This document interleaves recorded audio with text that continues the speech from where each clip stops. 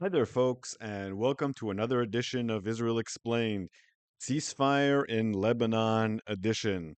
So, very good news. It appears that both Lebanon and Israel, and Hezbollah, of course, have agreed to a ceasefire. That ceasefire is going to go into effect really in just a few hours in 4 a.m. Israel time. The contents of the ceasefire agreement are pretty wide-ranging. I'll go over them very briefly. The first thing you have in any ceasefire agreement is extant here, and that is the two sides will not attack each other. So Israel won't attack Hezbollah, Hezbollah won't attack Israel, but of course both sides retain the right to self-defense, which is a very important element here. And Israel's right to self-defense is elucidated further in a separate letter between the United States and Israel, guaranteeing that right and giving quite a few details about that. So I'll get to that in a second. Israel and Lebanon and Hezbollah all recognize the importance of Resolution 1701. As a reminder, that's the resolution that ended the Second Lebanon War of 2006. And according to that, Hezbollah is not supposed to be present south of the Litani. This reinforces that, so Hezbollah is obligated to remove its forces and its presence from south of the Litani River in Lebanon. One of the main differences here is that while in Resolution 1701, the force that was supposed to oversee this, to oversee the disarmament of Hezbollah, was the UNIFIL force, the UN force, which has proven to be very toothless. In this agreement, the difference is that the army of Lebanon is supposed to do it. Is that an improvement? In theory, yes. The army of Lebanon has the motivation, in theory, to enforce its own sovereignty. Does that mean they'll actually do it? There's a lot of doubts around that. But that's always been seen as the long term solution to have Lebanon enforce it. So the Lebanese army is going to go down into southern Lebanon.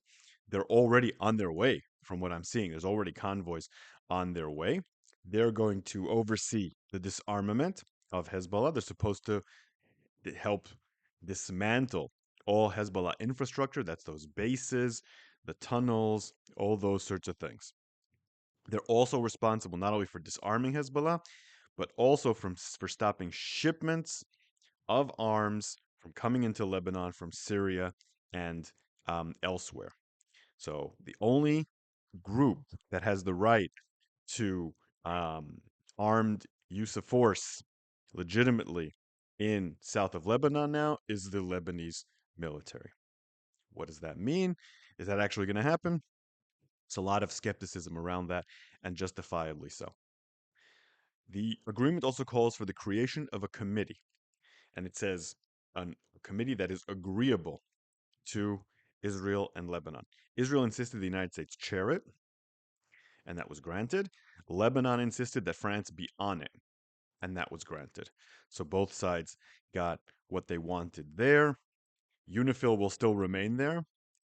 It's not clear exactly what UNIFIL's role is now, since a lot of that role has come under Lebanese authority, but it remains there. That's one of the holes I see in this agreement. I'm not really sure what UNIFIL is doing, what Lebanon is doing. It says that only Lebanon has the right to be armed in the area. So, what does that mean about UNIFIL? I find that part confusing, and I'll be looking for clarifications on that. So Israel and Lebanon will inform UNIFIL and the committee of any violations. So UNIFIL still has that role, but so does the committee. That seems like a bit of a boondoggle, a bit of a complication. Now, Israel has called the first 60 days of this agreement a pilot. Israel's fallen in love with the term pilot. They're also using that in Gaza for handing out the aid. That pilot will take place over 60 days. Over 60 days, Israel's going to gradually withdraw. If Israel decides that Hezbollah has materially violated this agreement during those 60 days, it can stop the withdrawal. So perhaps we're celebrating prematurely.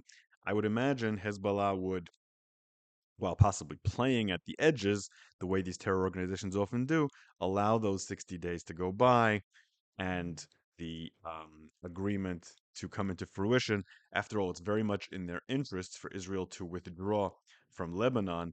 That will allow them to package this as a kind of victory when they've suffered many defeats. So I would imagine they're going to allow Israel to withdraw. Then there's something that was very important to Lebanon. Israel and Lebanon will negotiate border disputes. Now, one of the main border disputes between Israel and Lebanon is over the gas fields. And I think Lebanon wanted that to be in the agreement. But the way I'm reading this agreement, it says that the renegotiation or the talks about border will be only about land, which is a victory for Israel. There's a few points on the border between Lebanon and Israel that are disputed, mostly in favor of Israel, or Lebanon says that Israel is taking territory that it doesn't shouldn't have. As a reminder, Israel was occupying southern Lebanon until the year 2000, and in the year 2000, the IDF withdrew, and it decided what borders it would keep, what they believed were the international borders. But there's a few points, most notably the what Israel calls Sde Dov and what the Lebanese call the Shaba Farms that Israel occupies that they believe is a part of the Lebanese sovereign territory. So there's going to be talks about that. But the fact there's going to be talks about it doesn't mean that there's any guarantee Israel will agree with Lebanon. It reminds me a little bit of what happened with the peace agreement between Israel and Egypt when Israel withdrew, but they didn't withdraw from some territory that Egypt thought was theirs, an area called Taba, where there's a very nice hotel, but also there's been some terror attacks. That went to arbitration, and Israel lost. So today, Taba belongs to Egypt. So that's what the actual deal between Israel and Lebanon, which also Hezbollah negotiated, contains. And of course, it's important to note Hezbollah isn't signed directly onto this. Israel doesn't recognize Hezbollah. Israel rather not talk to Hezbollah, so it negotiated this with Lebanon instead. So there's a separate letter with the United States. This doesn't obligate Lebanon or Hezbollah. It only obligates the US and Israel. But what it says is that the US and Israel will share any intelligence on violations by Hezbollah of the agreement, including a concern that Israel has that Hezbollah will use the Lebanese army, will start to penetrate the Lebanese army in order to further its goals and attack Israel through the Lebanese army. The U.S. recognizes Israeli right to self-defense. That's also in the agreement, but also that Israel will operate in Lebanon in furtherance of that. So it goes a little bit further. Instead of just saying self-defense, Israel will be able to act. So according to this, if Israel notifies the U.S., follows the channels that are expected for complaints, then attacks in Lebanon, the U.S. will say that's fine. Israel can also overfly Lebanon at times of peace, according to this letter, but only for surveillance purposes, and it can't break the sound barrier. So, what the US is basically saying is that Israel can violate Lebanese sovereignty. Something the Lebanese can't really stop Israel from doing, but they didn't want it in their agreement because that would be a form of national humiliation. Now, Netanyahu gave a very interesting speech today after the cabinet had um, after he guaranteed the cabinet had the numbers and decided that he was going to adopt the ceasefire, not after the vote. So, but he knew that the vote would pass. And he talked to the people of Israel, and he gave a speech where he said these are the three reasons that Israel is going into a ceasefire now. Reason number one, to focus directly on the Iranian threat. So he said, I'm not going to talk more about that. But the implication is with Trump coming in, with Iran continuing to pose a threat and a problem to Israel, perhaps Israel would focus on targeting the nuclear facilities.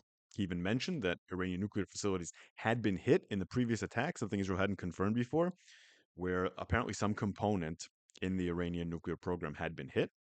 There have been reports about that. So that was reason number one. Number two, to refresh troops and ammunition. And he didn't talk so much about the troops, he talked about the ammunition. And he said that the reports of delays, of serious delays in armaments to Israel were true. He didn't mention the Biden administration by name, but what he was saying was a direct criticism at Biden. And what he's implying is that Biden had strong armed him into this deal. I'm not sure that was a good idea on his part. It looks kind of weak on his part to blame that. I happen to know that there are serious problems with ammunition that the army has, and the Biden administration did delay them.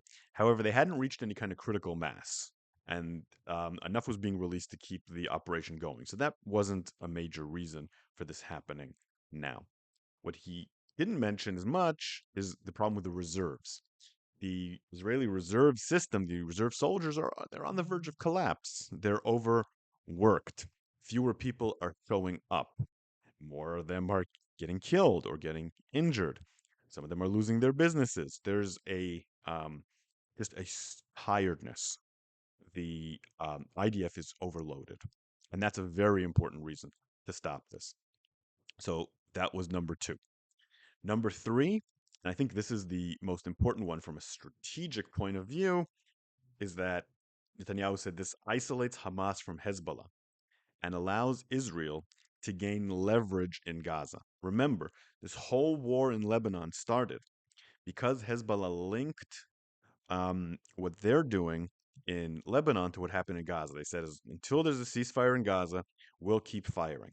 The fact that Israel has managed to sever that link, as Netanyahu says accurately, is a major victory for Israel.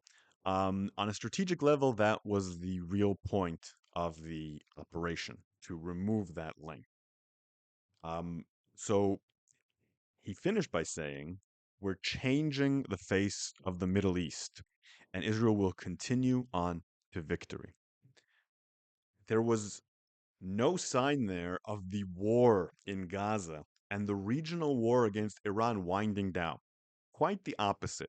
The tone, at least, I can't speak for the plans are secret, was very escalatory.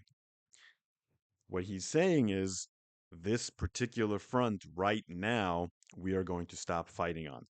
And he insisted repeatedly throughout the speech, and this is something I'll come back to at the end of this video, that Israel can go back to fighting in Lebanon at any time.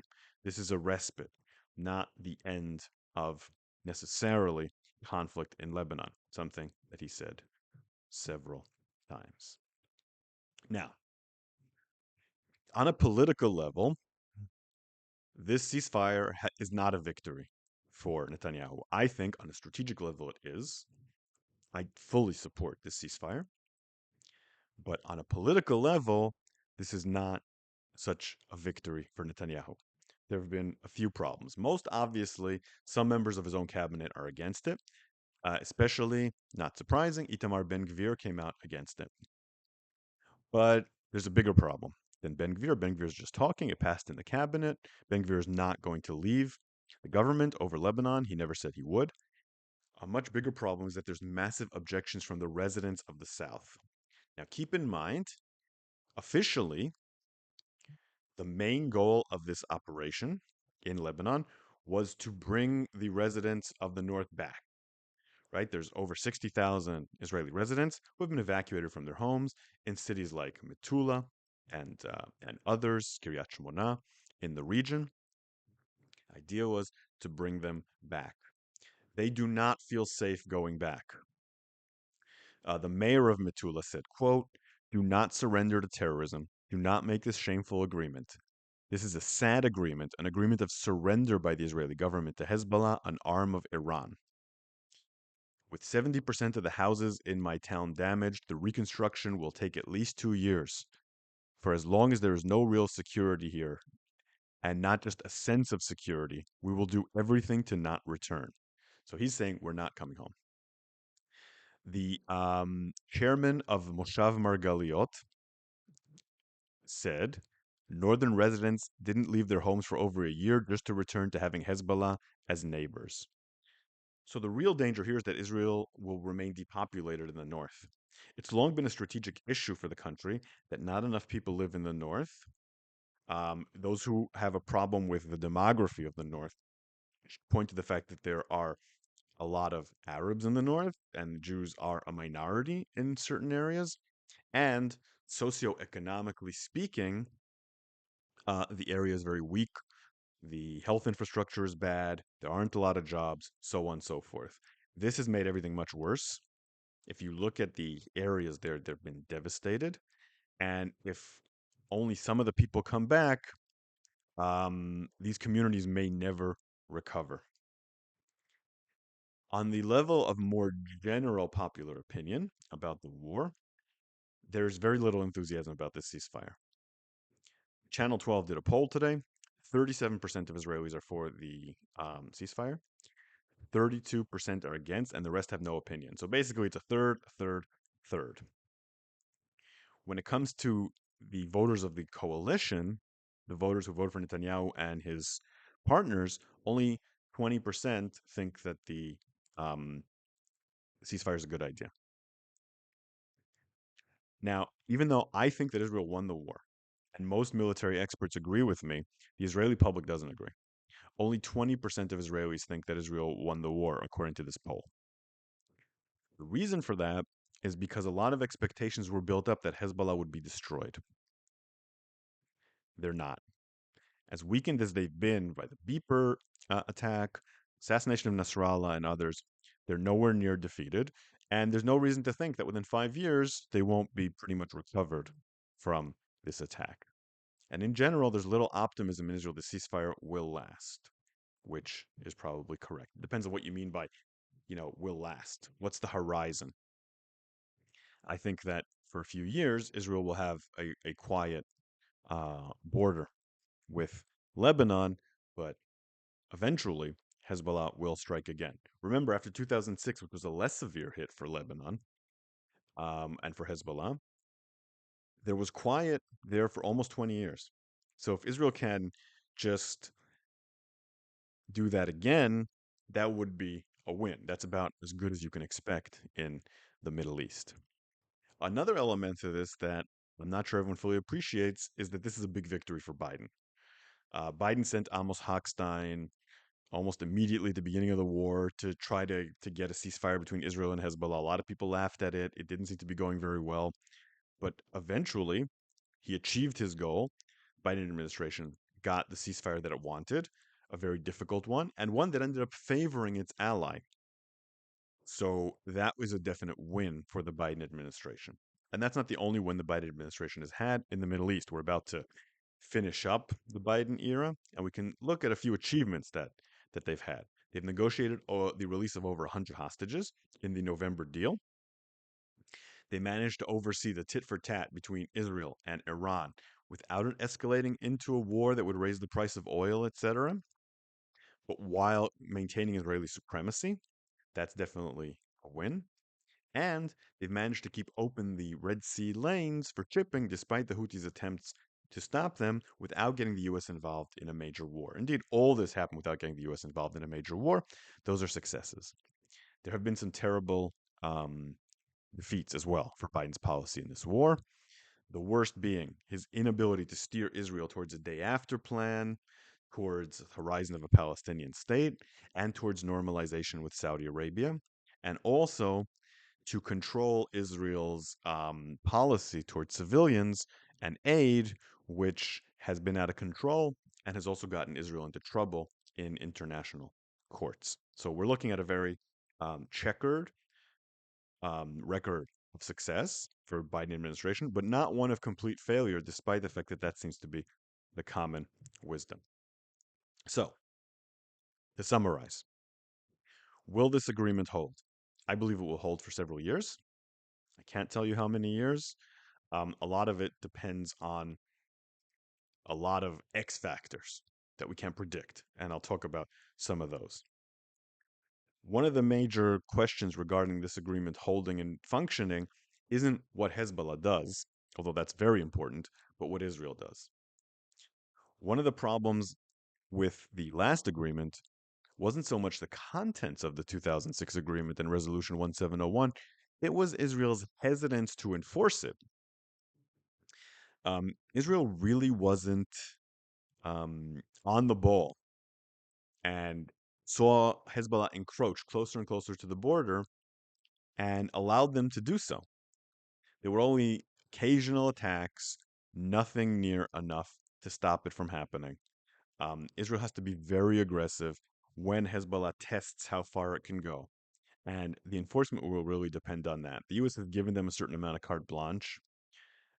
It's important that Israel use that to its utmost effective limit. Um, Israel won this war.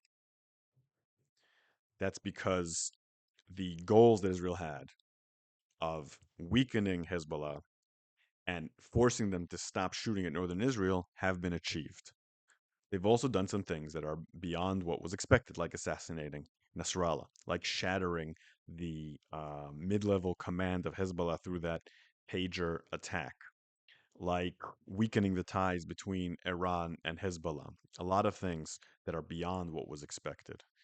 Um, there's one X factor that will determine how much Israel has won this war, and that's what is going to be Hezbollah's position domestically in Lebanon when this war ends. After the last war, Hezbollah was tremendously emboldened, and they became, for quite a while, the strongest party in Lebanon. Some people start talking about Lebanon being ruled by Hezbollah. That was an exaggeration, but only by a little. So the way Lebanon is built, it has a confessional system where the major ethnic groups are allowed to have certain roles, others are not allowed to have it. So the president, for example, has to be Christian, so on and so forth. So there's always a balance of power between the different groups. But among those groups, Hezbollah became the representative of the Shiites, overtaking Amal, their rivals, and the Shiites became the most influential group, even though they didn't necessarily have the official channels of influence. The question is, does that remain the case?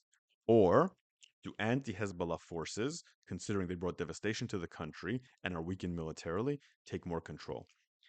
Logic would seem to indicate that Hezbollah will become weaker after this. But the Middle East is not a logical place, and we don't know that for a fact. That's something very important to pay attention to. And I have one more final important thought about Lebanon versus Gaza. Um, Netanyahu is insisting that Israel will be able to go back to fighting in Lebanon as soon as it wants to, and hinting that Trump is one of the reasons for that in the speech.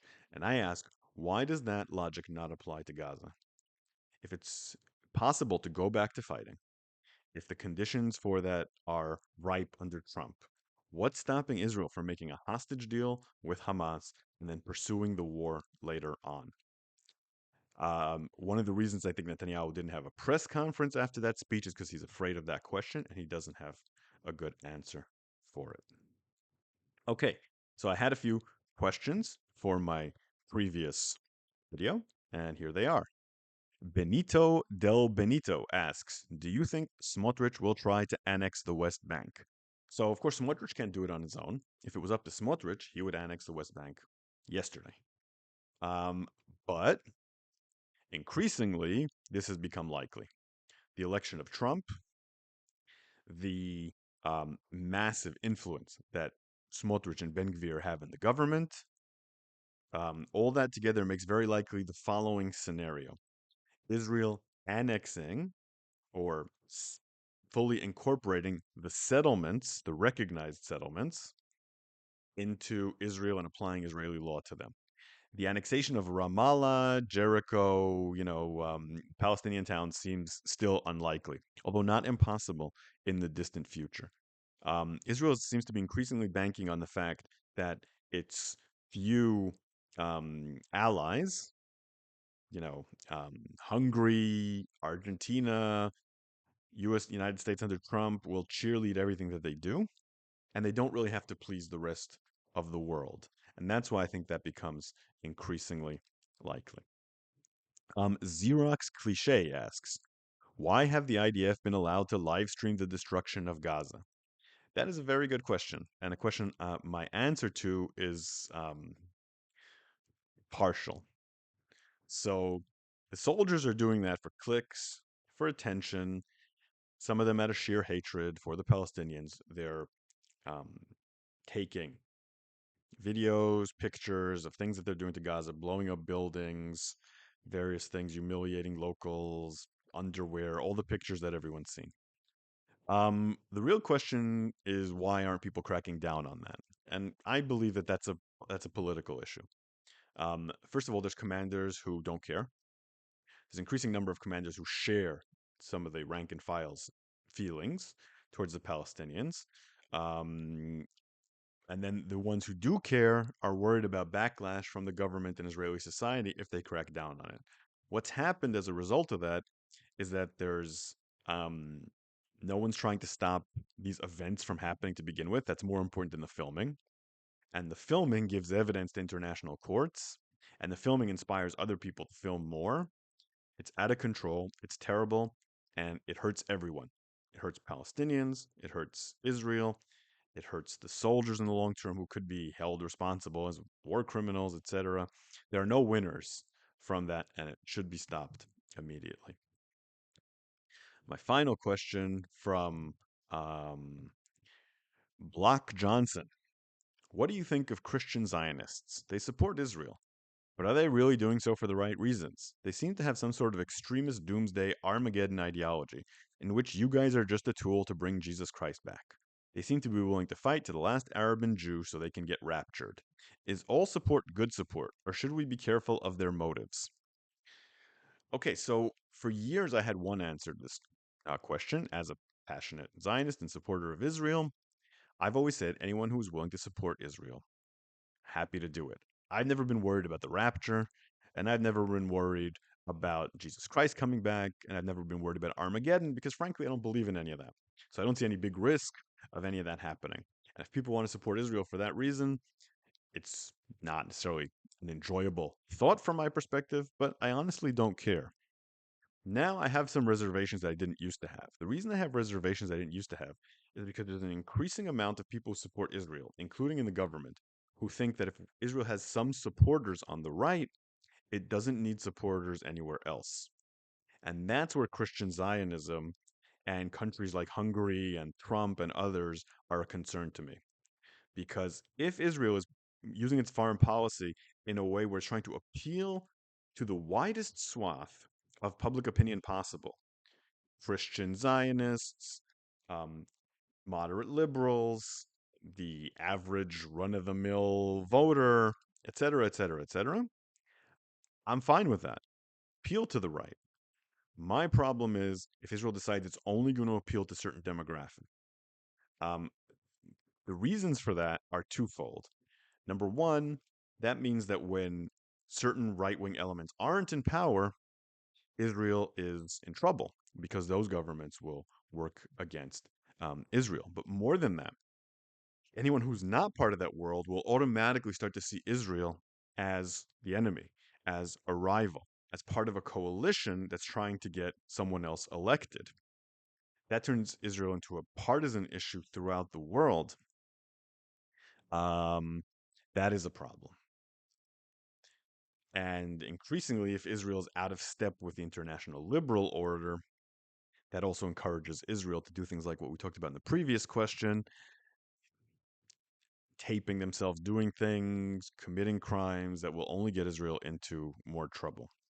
So that's my concern. My concern is not that these people support Israel, but what that makes Israel do and how that makes Israel behave.